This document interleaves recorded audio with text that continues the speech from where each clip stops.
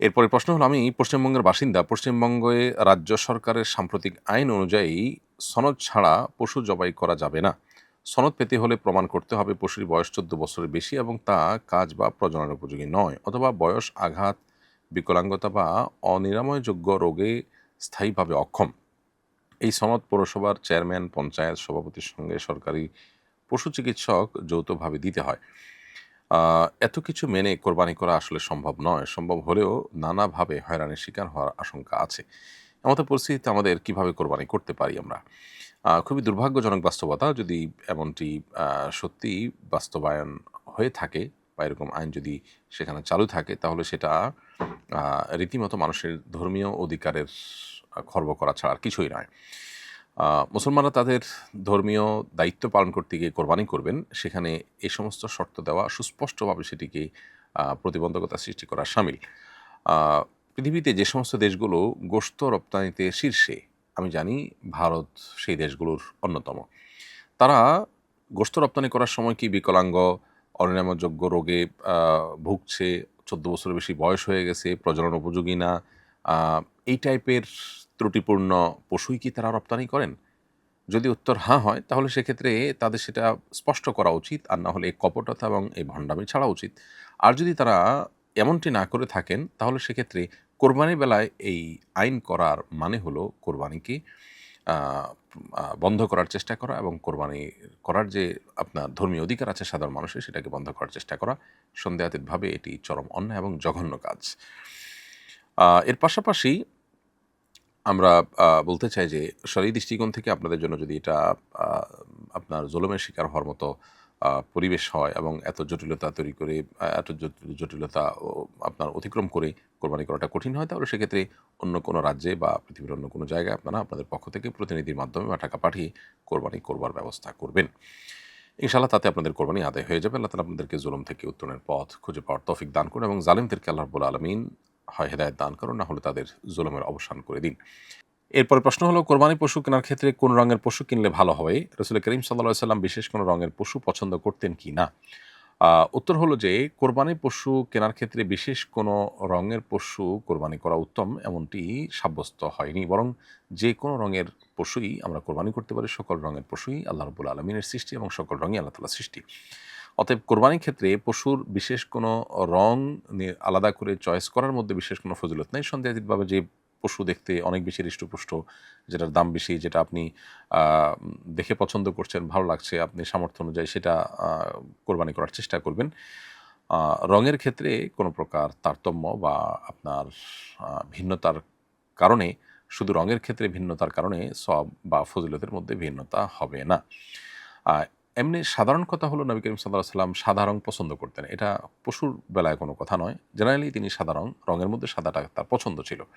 এবং আ ইমাম নবী রাহিমাহুল্লাহ বলেছেন, সাদার পরে হলুদ, তারপরে আপনার মাটি জাতীয়, এরপরে ধারাবাহিকভাবে বিভিন্ন রংকে আপনার পছন্দ নিয়ে বলা হয়েছে। এটা জেনারেল কথা।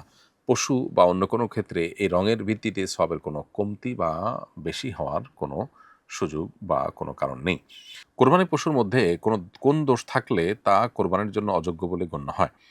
কোরবানির পশুর মধ্যে যেই দোষের কারণে সেই কোরবানির পশু দিয়ে কোরবানি বিশুদ্ধ হয় না, জবাই করে খাওয়াটা বিশুদ্ধ হয় বা জায়েজ হয়, আ সেই দোষগুলো হলো বড় কোনো দোষ। মেজর কোনো দোষ যদি হয়, তাহলে সেক্ষেত্রে তার ফলে সেটা দিয়ে কোরবানি দেওয়া যায় না। যেমন কোরবানি পশু এত রুগ্ন, এত অসুস্থ বা এত দুর্বল যে সে তার ঘাস খাওয়ার জায়গা থেকে তাকে কোরবানির করার জায়গা পর্যন্ত কয়েক হাত দূরে তাকে হাঁটিয়ে নিয়ে যাওয়া যায় না।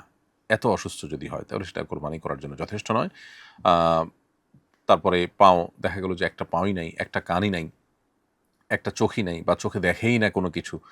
এই লেভেলের সমস্যা যদি হয়, শিং একদম গোড়া থেকে ভেঙে গেছে, এরকম যদি সমস্যা হয়, তাহলে সেক্ষেত্রে সেটা দিয়ে কোরবানি করলে কোরবানি বিশুদ্ধ হবে না, বরং সেটি এমনিতে জবাই করে খাওয়া যাবে। এছাড়া কোরবানি পশুর বয়স, নির্দিষ্ট বয়স হতে হবে এবং নির্দিষ্ট ক্যাটাগরির পশু হইতে হবে। গরু, ছাগল, ভেড়া, দুম্বা এবং ওঁট এবং মহিষ, এই পশুগুলোর মধ্যে কোরবানি বিশুদ্ধ হবে। এই ক্যাটাগরির বাইরের অন্য পশু দিয়ে কোরবানি করলে কোরবানি হবে না। আর গরু হলে তার বয়স 2 বছর এবং ছাগল হলে কমপক্ষে 1 বছর, এভাবে যে পশুর জন্য যে বয়স নির্ধারণ করা আছে সেই বয়স হতে হবে, তা না হলে কোরবানি সেটা দিয়ে বিশুদ্ধ হবে না। এর বাইরেও দোষমুক্ত, অর্থাৎ বড় কোনো দোষমুক্ত হতে পারে, সামান্য একটু দোষ, কোথাও একটু আঘাতপ্রাপ্ত হয়েছে, কোথাও একটু ঘাপাচড়া হয়েছে বা সামান্য একটু পাও খোঁড়াচ্ছে, এটার কারণে কোরবানি বিশুদ্ধ হবে না এমন নয়। আমাদের ঈদগাহ মাঠে পাড়ার ছেলেরা নিয়মিত খেলাধুলা করে, গ্রামের কেউ কেউ গরু ছাগলও চড়ায়। এভাবে ঈদগাহের মাঠকে ব্যবহার করা যাবে কিনা, এতে কি নামাজের জায়গার সঙ্গে বেয়াদবি করা হয় কিনা?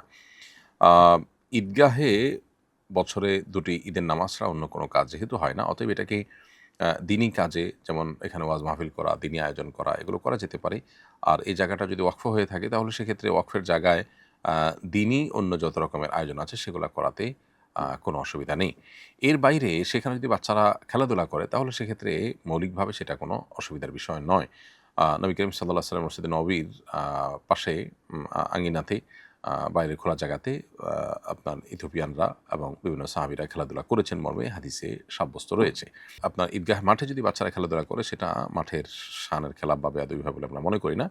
আর 2-4টা গরু যদি কোনো কারণে চড়ে বা হয়, আপনার কেউ চড়ায়, তাহলেও সেক্ষেত্রে বেয়াদবি হলে আমরা মনে করি না। তবে গরুর বাজার যদি বসানো হয় ঈদগাহ মাঠে, অথবা এমন কিছু করা হয় যেখানে আসলে ওই জায়গাটা নাপাক দিয়ে পরিপূর্ণ হবে, তাহলে সেটা অবশ্যই অসম্মানজনক হবে এবং সেটা না করা উচিত। বিশেষ করে ঈদগাহ এটা ঈদের নামাজ পড়ার জায়গা, সেই জায়গা থেকে এই জায়গাতে যা তা করা উচিত নয়।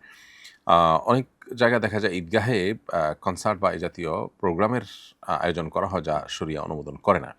তো সেরকম বিষয় থেকেও ঈদগাহকে যথাসম্ভব পবিত্র বা আপনার মুক্ত রাখা উচিত। অনেক দাওয়ামূলক ছবি ভিডিওতে নারীদের ছবি ব্যবহার করতে দেখা যায়, সেখানে নারীদের ছবি কেবল ব্লার করা হয়। এভাবে ব্লার করলেই কি ভিডিওতে নারীদের ছবি ব্যবহার করা যাবে?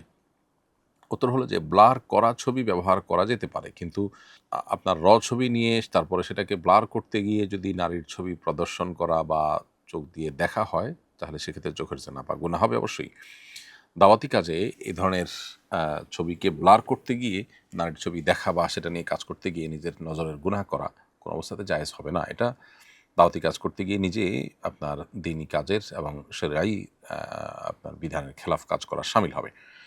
এজন্য ব্লার করা ছবি ব্যবহার করা যেতে পারে। আর যদি ছবিকে ব্লার করতে হয় তাহলে নিজের নজরকে সেভাবে হেফাজত করে যদি ব্লার করতে পারে সেটা জায়েজ হতে পারে শর্ত সাপেক্ষে।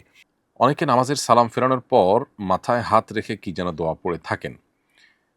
সেই দোয়া জানতে চাই এবং এর ফজিলত জানতে চাই।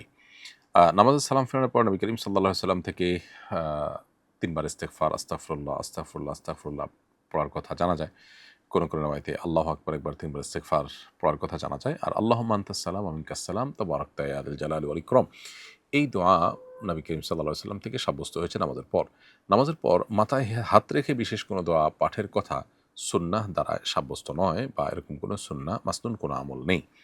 আস-সুন্নাহ ফাউন্ডেশন, উম্মার স্বার্থে সুন্নাহর সাথে।